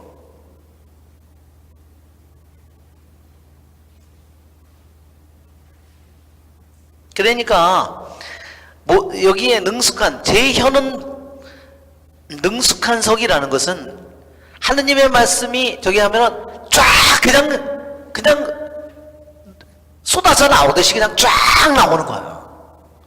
무슨 말인지 아시겠죠? 우리들이 심령 기도나 하면은 끊임없이 그게 나오지요. 우리 시편에 새 노래를 불러드려라. 주님께 새 노래를 불러드려라. 우리들이 인간의 머리로는 쉽게 새 노래가 불러져요. 주님께 새로운 찬미를 쉽게 이성적으로는 잘 바치기 힘들어요. 그러나 심령으로는요, 얼마든지 새 노래를 끊임없이 부릅니다. 그렇죠? 이성적으로는 안 되는데요, 심령으로는 그게 가능해요. 제 혀는 속기사의부처럼 우리 이 시편에 저기가 얘기합니다. 끊임없이 자기가 그냥 그냥 찬미의 노래가 나오는 거예요. 하느님의 말씀이 말하자면 모세의 율법에 아주 능통한 그냥 어디든지 어느 부분이든지 저기만 하면 그냥 쫙 흘러나오는 겁니다. 그것이 여기 단어가 의미하고 있는 겁니다. 그러니까 페르시아 임금이 어떻게 했어요? 야, 거기 그때 옛날에 그런 일이 있었는데 그게 뭐니? 그러면 쫙 얘기 나오는 거죠. 황제가 말이 안 나오는 거죠. 그렇죠? 그러니까 자기가 나라를 다스리는 황제이지만 에즈라한테 압도를 당하고 마는 겁니다. 모세의 창세기든 레위기든 어떤 부분이든 하면은 그냥 쫙 나오는 거예요. 그것이 에즈라라는 사람이다. 주 위에 하느님의 손길이 그를 보살펴 주셨으므로 임금은 그의 청을 다 들어주었다. 예, 여기에 하느님의 손길이 있죠? 이게 바로 에즈라예요. 하느님의 손길, 하느님의 도움. 왜? 어떻게 임금이 에즈라가 요청하는 걸 다 들어줄 수 있어요? 우리들이 뒷부분을 읽어보면요, 정말 이건 있을 수 없는 일이에요. 어떻게 페르시아 임금이 저 1400km나 떨어진 그 구석에 박힌 조그만 나라에 어떻게 그 모든 권한을 넘치도록 어떻게 임금이 그걸 줬을까? 그것은 주님의 손길이 아니라면, 주님의 도움이 아니라면, 주님의 축복이 아니라면 있을 수 없는 일이라는 겁니다. 아셨죠? 예, 페르시아 제국에 얼마나 나라들이 많은데 어떻게 그렇게 한 나라에 그 일들을 다 돈서부터 기구서부터 도구서부터 돈서부터 재물서부터 모든 것들을 그렇게 남김없이, 그리고 그 일을 할 수 있도록 모든 권한을 에즈라에게 다 준다는 것은, 이것은 절대로 있을 수 없어요. 그것은 하느님의 손길이 보살펴 주셨기 때문에 임금은 그의 청을 다 들어주었어.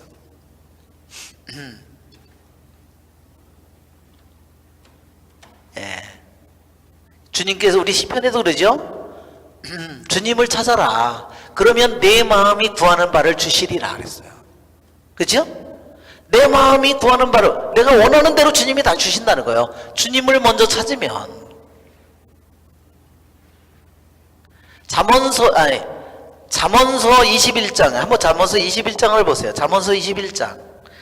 자, 임금의 마음을 어떻게 그렇게 다 움직였을까? 잠언서 21장을 보면 이렇습니다.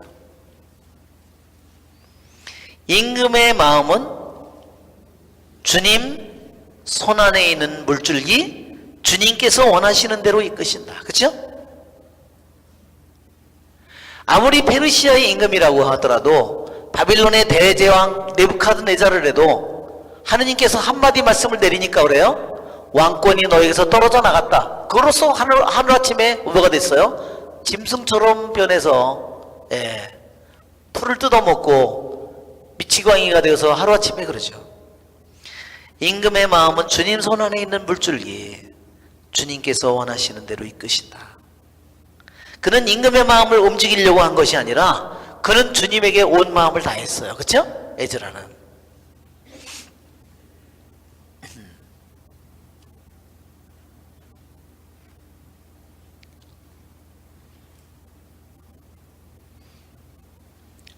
자, 학가이서를 2장 10절을 한번 펴보세요.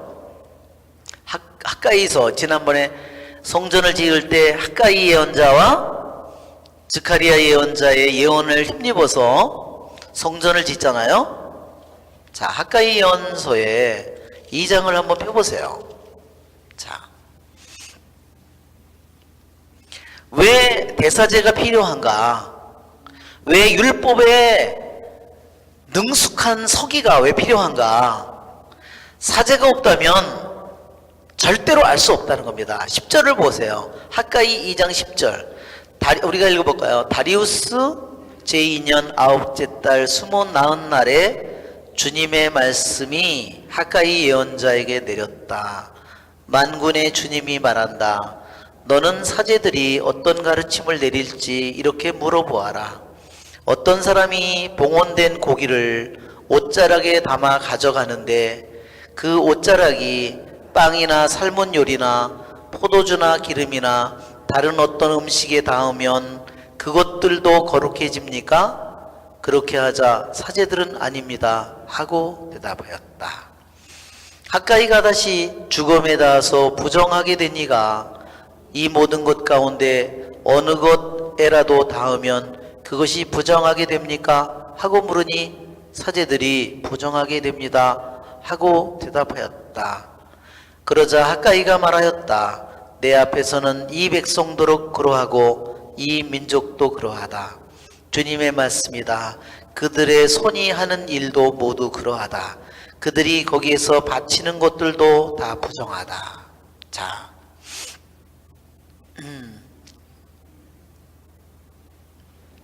예, 이 주님께서 하신 예언의 말씀은요, 이것은 레위기 11장서부터 레위기 15장까지 나오는 정결법에 대한 겁니다. 아까 그랬죠?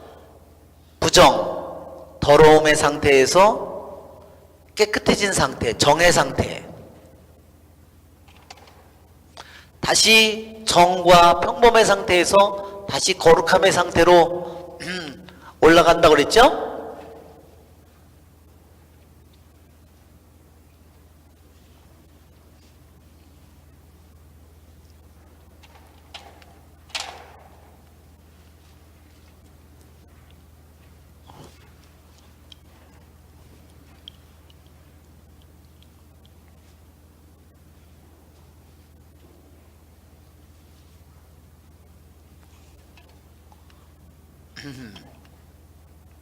레위기 11장서부터 15장까지는 정결법이에요.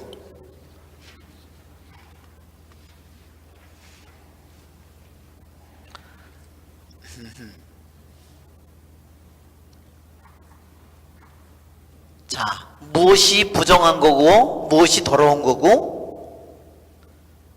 무엇이 깨끗한가? 이게 말하자면 퓨리티, 깨끗함이 뭔가,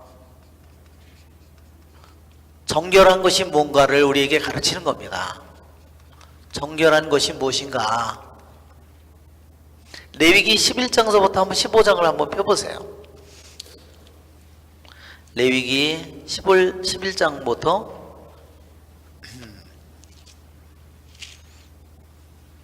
정결한 짐승과 부정한 짐승, 제목만 산모의 정결례, 13장 사람에게 생기는 악성 피부병, 그렇죠? 이게 다 뭐예요? 부정한 거죠? 14 악성 피부병 환자의 정결례, 아까 그랬죠?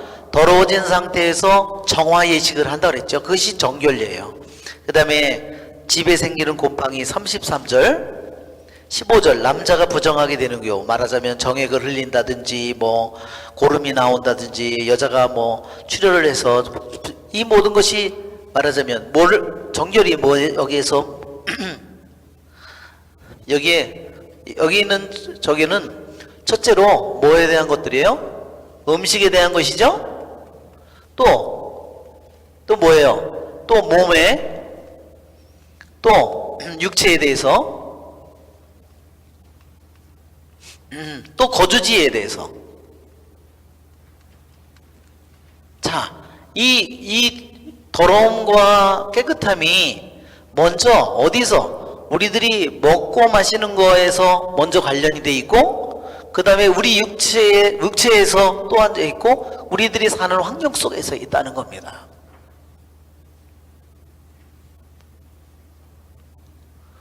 내가 더러운 환경 속에 있으면 내가 더욱더 더러워지겠죠? 내가 육신의 음식을 먹을 때도 마찬가지죠?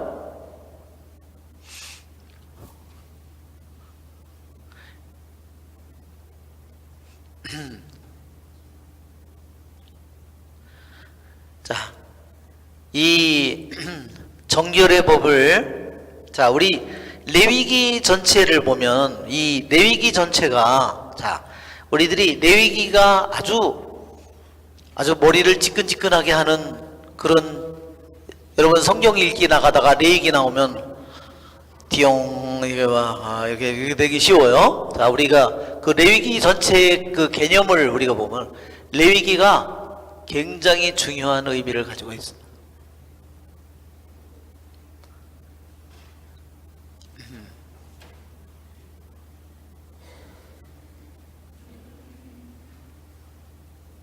자, 이게 레위기가요, 전체 구조가 어떻게 생겼냐면요, 1장서부터 10장까지, 여기는요 재물봉헌이고요, 10절까지 재물봉헌에 관련된 거고, 8장부터 10장까지는 사제 서품에 가는 거예요. 11장서부터 15장까지는요 어떻게 깨끗한 음식이 뭔가, 부정한 음식이, 아까도 그랬죠? 부정한 상태에서 깨끗함의 상태로 올라갔다가 거기서 거룩함에 올라간다 그랬죠? 보세요, 이게 이렇게 된 겁니다. 이 레위기 전체 구조를 보면 부정한 상태에서 어떻게 깨끗하게 되고 정화 예식을 거쳐서 다시 정화 상태에서 어떻게 거룩해지면 상태로 나아가는지를 레위기 전체가 우리에게 뭐예요? 보세요. 클린 11장부터 15장은 정화를, 뭐가 정결한 거고 뭐가 부정한 거고, 부정이 되었을 때 어떤 때 부정하게 된 거고 어떻게 깨끗해지는가 정화 예식을 하는 거예요. 그리고 맨 마지막에는 속죄 예식, 속죄의 날로 끝납니다. 그죠? 그 다음에 그렇게 정화되는 것을 무엇인가를 가르쳐 주는 겁니다. 어떻게 정화되어야 되는가. 이것은 우리들의 영혼이, 말하자면 정화되지 않는 영혼은 거룩함으로 나아갈 수가 없어요. 예로부터 영성에서 얘기할 때 정화? 우리들이 제일 먼저 우리들이 영혼이요, 하느님께 갈 때 제일 먼저 정화돼야 돼요. 정화되고 그 다음엔 뭐가 되죠? 조명이 돼야 돼요. 정화가 다 이루어지면요 저절로 조명이 오는 겁니다. 조명이 오면 그 다음에 뭐가 돼요? 저절로 일치가 되는 겁니다. 이게 영성의 단계입니다. 정화, 조명, 일치.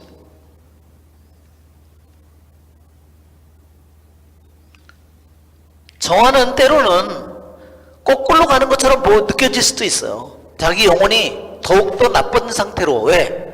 정화되면 될수록 조그만 죄도 더 크게 느껴질 거 아니에요. 그렇기 때문에 자기 영혼이 느껴질 때는 더 나쁜 상태로 가는 것처럼 느껴질 수도 있다는 겁니다. 이것이 바로 정화, 조명, 일치를 가는 것처럼, 아까도 부정한 상태에서 깨끗함의 상태에서 거룩함의 상태로, 거룩함의 상태를 통해서 뭐가 돼요? 일치가 이루어지는 겁니다. 그러니까 레위기 전체가 굉장히 막 내용은 굉장히 복잡하지만 레위기 전체가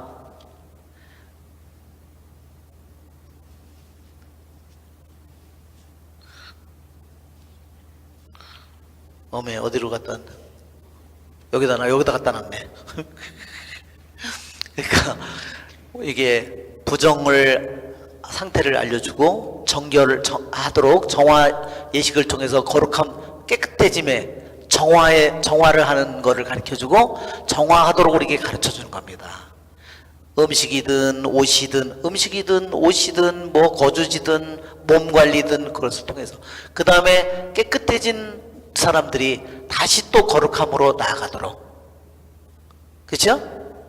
예, 홀리니스 코드라고 하는 겁니다. 이건 정결의 코드고 이거는 거룩함의 코드고, 그래서 결국 구원으로 이르게 돼요. 자, 그래서 그것을 말하자면 성화시키는 것이 제사라고 그랬어요. 자, 우리들을 깨끗하게 만들어주는 그러한 방법이 바로 제사입니다. 이 지금 여기에 나오는 학가이 2장 여기에 나오는 이 기절도 정결의 법을 말합니다.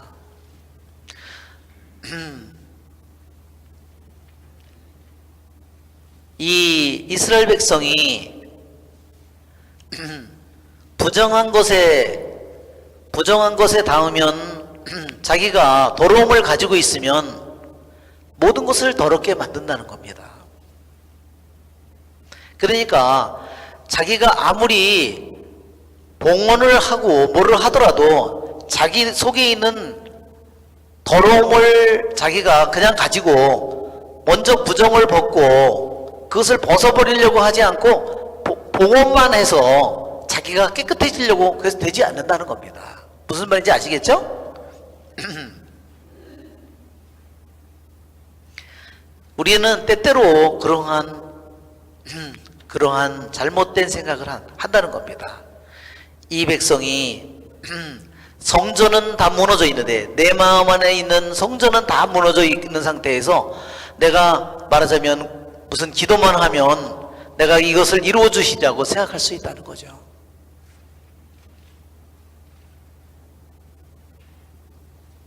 먼저 내 안에 있는 하느님의 성전을 잘 회복해야 된다는 그것을 깨끗하게 하느님의 성전을 예수님께서 그렇죠? 성전 정화가 먼저라는 겁니다.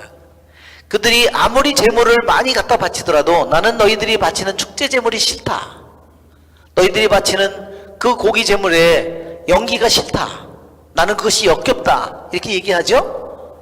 그러니까 자기가 가지고 있는 더러움이나 죄를 그대로 가지고 있으면서 제물만 바치려고 하는 거. 그것은 아까도 여기 왜 레위기에서 먼저 부정을 벗어 정화를 해야 되는 더러움을 먼저 끊어버리고 그것을 벗어버려야 되는 거죠. 그 다음에 그 상태에서 다시 축성이나 봉헌을 통해서 거룩함의 사례로 우리들이 나아가야 된다. 자, 아르타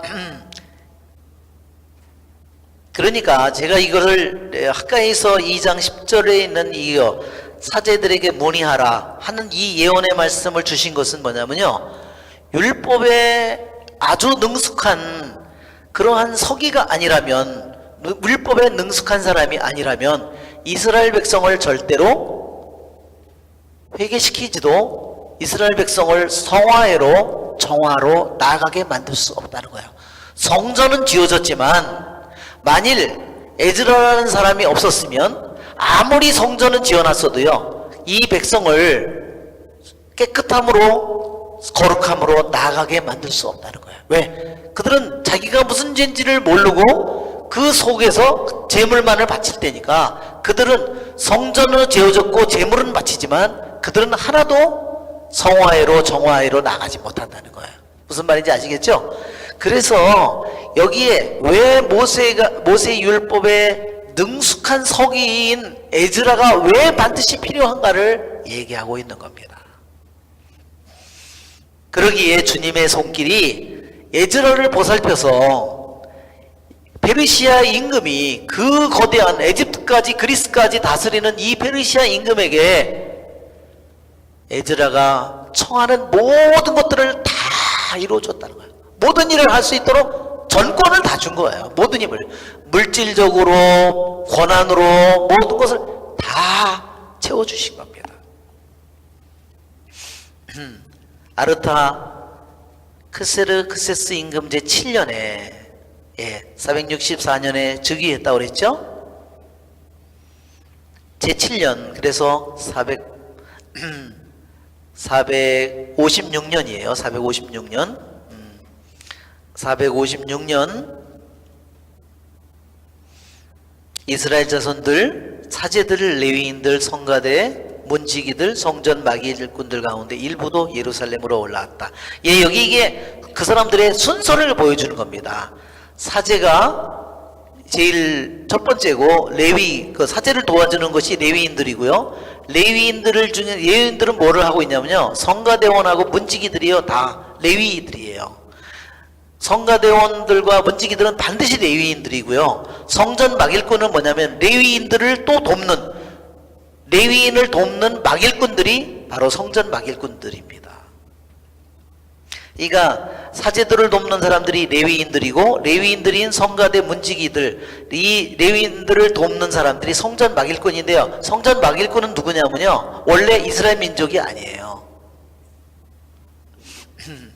그래서 이 사람들은 뭐를 했냐면요, 그 성전에 제물을 바칠 때 번제제단에 계속 밤새도록 하루 종일 장작을 불을 피우고, 밤에도 피워서 불이 꺼지지 않게 해서 태우잖아요, 제물을. 번제제단에 거기에 나무를 대는 사람들이요, 성전 막일꾼들입니다. 또 누구냐면요, 물을 기러 오는 사람이에요. 왜? 제물을, 사제들과 레위들이 제물을 하루에 몇만 마리도 잡잖아요. 제물을 씻어야 되거든요. 그 제물을 씻도록 물을 길어와서 저 물두멍에 물을 채워야 되고, 그것을 하는 사람들이 바로 성전 막일꾼들입니다. 성전 막일꾼들은 두 가지, 성전에 있는 그 장작을 준비해서 가져오는 사람들, 또 제물을 씻도록 물을 길어오는 사람들입니다. 네, 오늘은 아무래도 여기까지밖에 못하겠네요. 영광이 성부와 성자와 성령께, 성부와 성자 성령의 이름으로 아멘.